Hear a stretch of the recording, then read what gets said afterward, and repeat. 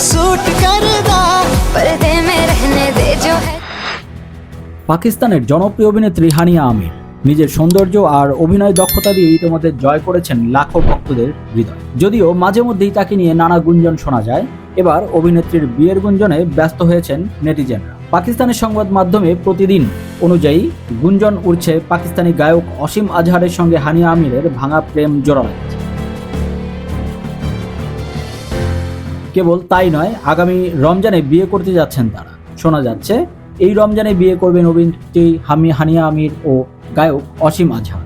ঘরোয়া আয়োজনে তাদের বিয়ের আনুষ্ঠানিকতা সম্পন্ন করার পরিকল্পনা করছেন তারা। যদিও বিষয়টি নিয়ে এখনও হানিয়া আমির বা অসীম আজহার কিংবা তাদের টিমের পক্ষ থেকে আনুষ্ঠানিক কোনো ঘোষণা পাওয়া যায়। কয়েক মাস আগে থেকেই একাধিক পাকিস্তানি সংবাদ মাধ্যম দাবি করে হানিয়া অসীম আবারও সম্পর্কে জড়িয়েছেন। তবে হানিয়া বা অসীম কেউই এই বিষয়ে আনুষ্ঠানিকভাবে নিশ্চিত করেন।